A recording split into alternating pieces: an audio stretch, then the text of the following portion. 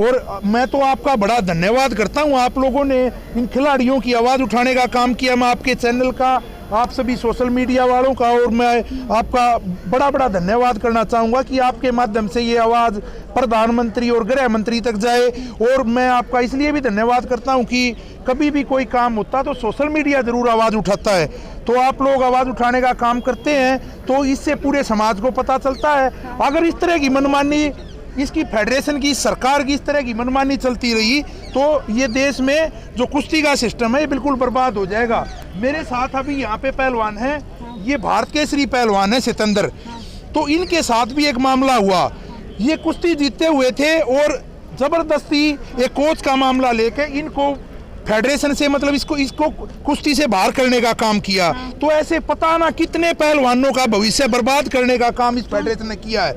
और इस तरह के जो ये जो इन चमकीली कोठियों में बैठे हैं, जो सांसद का मुखौटा पहने बैठे हैं, प्रधानमंत्री और गृह मंत्री से मेरी पुनः ये प्रार्थना है, इस तरह के लोगों की जगह जेल में होनी चाहिए, इससे तुरंत प्रभाव से इस्तीफा ले और इस तरह के पहलवानों का ये कैरियर बर्बाद ना हो आगे। और मैं अपनी इन बहन बेटियों की, इस भाई ने भी अभी मेरे से एक चैनल वाले पूछ रहे थे भाई इन्होंने पहले आवाज़ क्यों नहीं उठाई।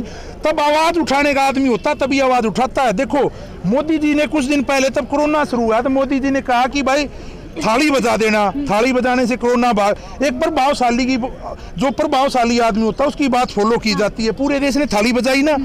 अगर ये उस टाइम पे जूनियर थे तब आवाज उठाते तो नहीं बनती बात। सितंदर पहलवान 20 बार का भारत केसरी है, इसने भी आवाज उठाई, किसी ने सुनी नहीं। आप नहीं पहुंचे ना इसके पास, क्यों? आप नहीं जानते थे। तो इनका लेवल, जो ये अभी खिलाड़ी बैठे, इनका पूरा वर्ल्ड इनको जानता है, इसलिए आप लोगों ने भी आने का काम किया।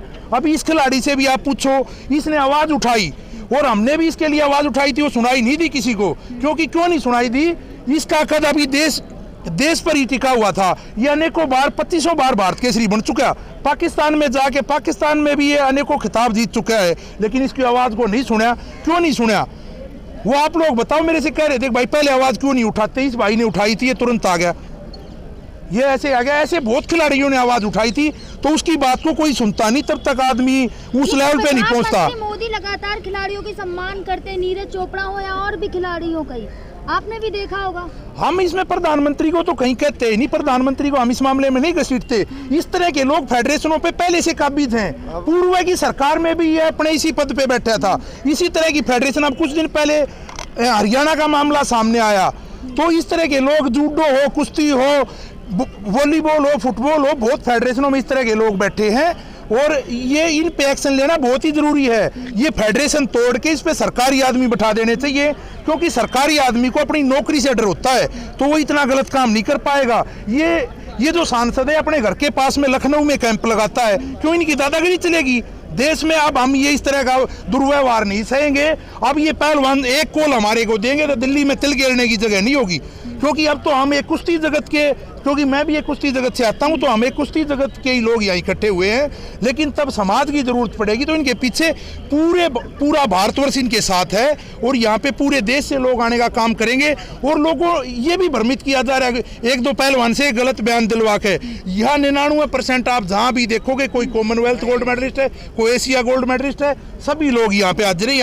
यहाँ 99% कुश्ती जगत अभी है और पूरे देश से आने लग रहे हैं। और पहलवान से भी आप पूछे इनकी पीड़ा। वो बयान जो पक्ष में दे रहे हैं खिलाड़ी, वो बस वही खिलाड़ी बयान दे रहे हैं पक्ष में जिन पर पर्सनली कुछ एहसान किया गया है। पर्सनली एहसान का मतलब आप सब समझते हो, तभी वो बयान पक्ष में दे रहे हैं। वरना आप यहाँ पे देख रहे हो 2 दिन से जो असली बिल्कुल देश की करीम है, जो बिल्कुल वर्ल्ड लेवल की है, ओलंपिक में जिनके मेडल हैं, सभी यहाँ पे हैं। आप एक भी खिलाड़ी का नाम मुझे ऐसे बता दो जो यहाँ पे ना हो इस लेवल का। हाँ, 1-2 खिलाड़ी हैं जिन्होंने पक्ष में बयान दिया, पर वो पर्सनल कुछ रहमो करम की वजह से उनके पक्ष में बयान दे रहे हैं। किस तरीके का पर्सनल रहमो करम की बात कर रहे हैं? पर्सनल रहमो करम ये है, जैसे मुझे कॉमनवेल्थ गेम्स की ट्रायल्स में हरवा दिया गया, और फिर हरवाने के बाद मुझे लाइफ टाइम के लिए बैन कर दिया गया। मेरा वो रेफरी के साथ मैंने जब अपील की जाके कि भाई तुमने ऐसा क्यों कर दिया, कोच साहब आपको क्या मिला, तो उसने पहले मुझे हाथ उठाया, फिर मैंने उसको उस पर हाथ उठा दिया था वापस।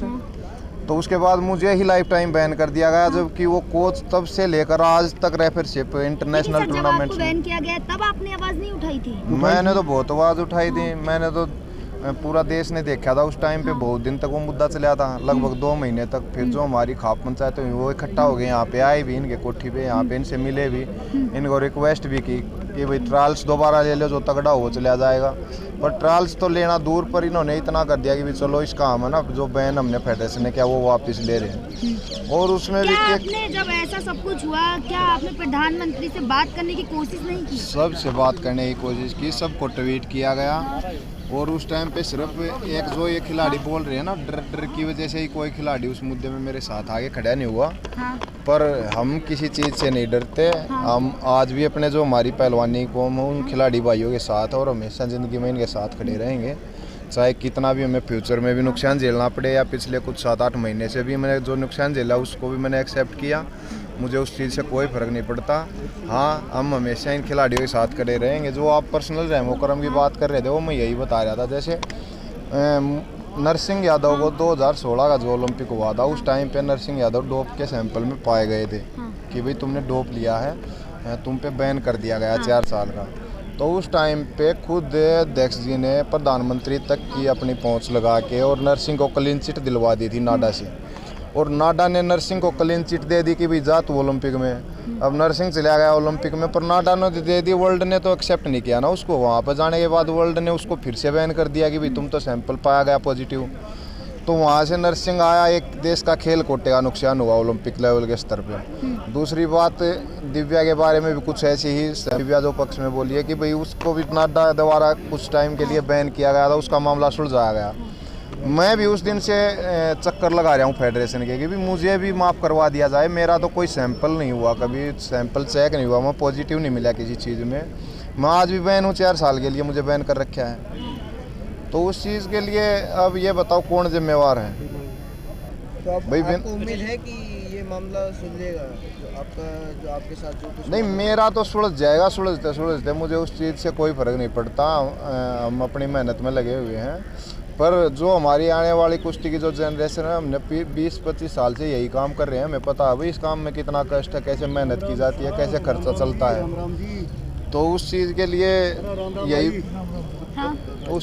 यही कहना चाहूँगा मैं कि भाई एक खिलाड़ी को तैयार होने में बहुत टाइम लगता है। जो चीज़ें हमने सह ली या हमने जो अपना नुकसान सह लिया, वो आने वाले हमारे जो छोटे भाई बहन हैं फ्यूचर में जो तैयार होंगे, उनको उस चीज़ों का सामना ना करना पड़े। अब इन्होंने हर एक स्टेट में, जैसे हरियाणा को ले लो, पंजाब को, कहीं भी हर एक स्टेट में ऐसी फेडरेशन बना के बैठा रखे हैं। ये काम मैं ये नहीं कह रहा अभी इसे चल रहा है। खिलाड़ी आपसे पूछना चाहूँगी, आप इस सब में किसकी गलती ज़्यादा मानते हैं? इसमें मैडम घर का जो मुखिया होता है उसी की गलती ज़्यादा होती है। अगर वो मुखिया नेता है, अध्यक्ष है हमारा जो कुश्ती का है, अब उन्होंने हरियाणा में ऐसे लोगों की फेडरेशन बना के उनको बिठा दिया कि भाई जिन्होंने खुद कभी कुश्ती नहीं की, जो खेल से दूर दूर तक ताल्लुक नहीं रखते, जिन्होंने कभी खेल के बारे में कोई अनुभव है ही नहीं। आप सरकार से क्या मांग रखते हैं? हम तो यही मांग रखते हैं मैडम, इन सारी जितने भी स्टेट्स वाइज जो फेडरेशन बना रखी है, जो यहाँ पे हमारी फेडरेशन है, इसको जो बिल्कुल बर्खास्त किया जाए सरकार की तरफ। मैं बताता हूँ जो